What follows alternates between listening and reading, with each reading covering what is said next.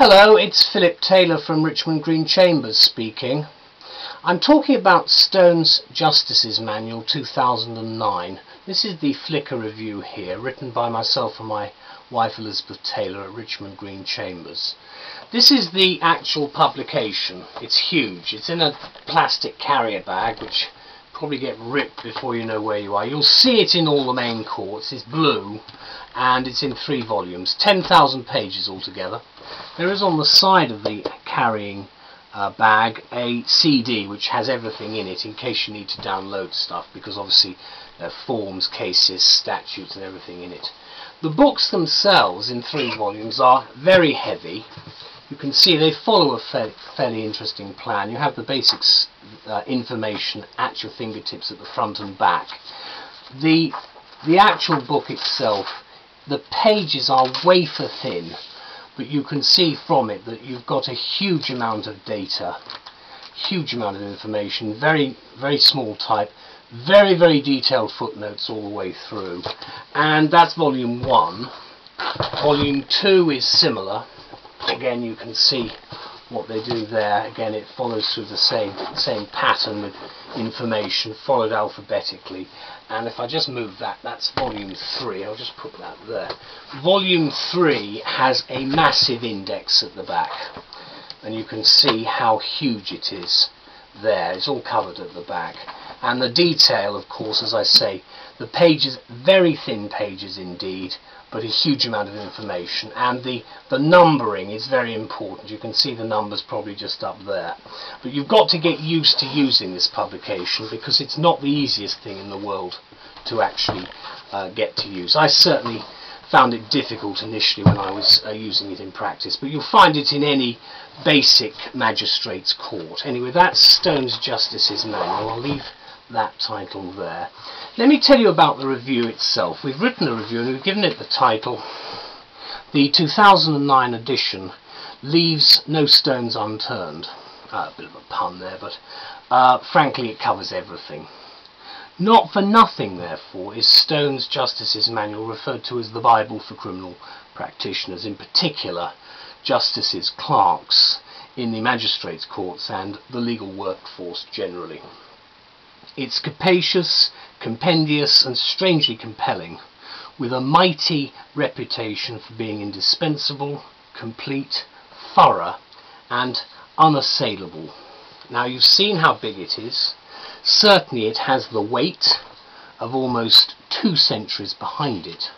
The first edition having appeared in 1842, edited by a man called Samuel Stone, who also presided as editor over the next 17 editions. That's from 1842 to 1874.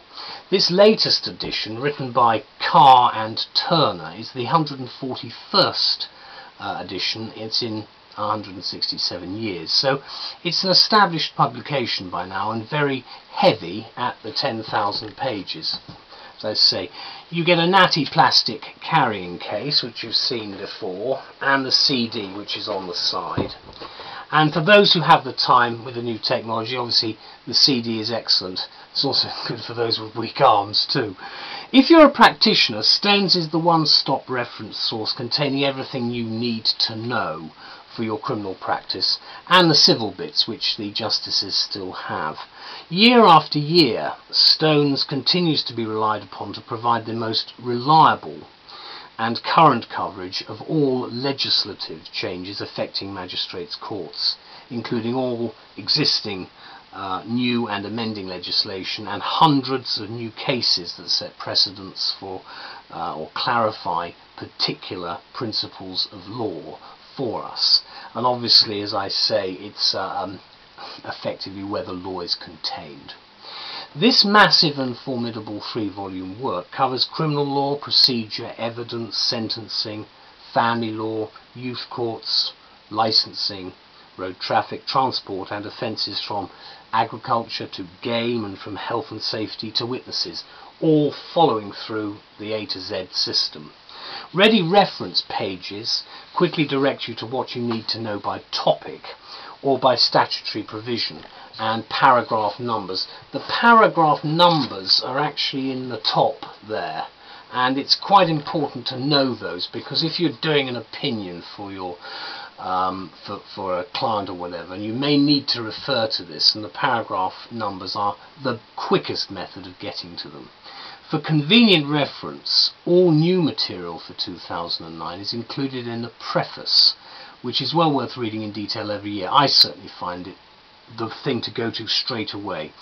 Do familiarise yourself with the layout, as the cases and main index are in the final volume. That's volume 3, which is at the back here, this one here. Obviously the index is particularly detailed as well, but it works quite well because of the sheer size of the work to have the index at the back.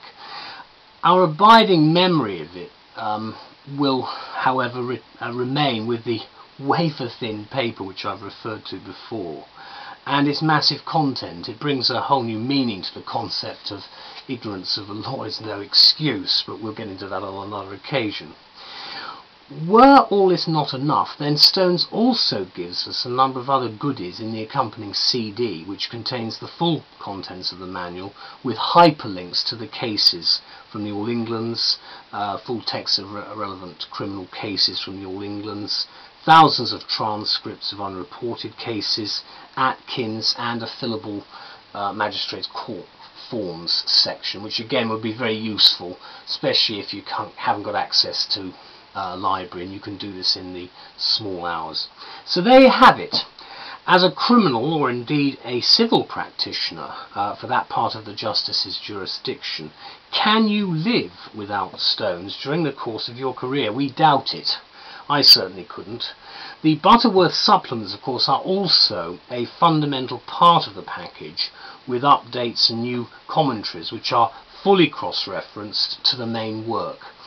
If you will pardon an unpardonable pun to the end, Stones is the rock on which many a legal toiler has relied upon to build up a truly solid practice. This is hewn by those who made Stonehenge, but it's not quite as old. Thank you very much. Bye-bye.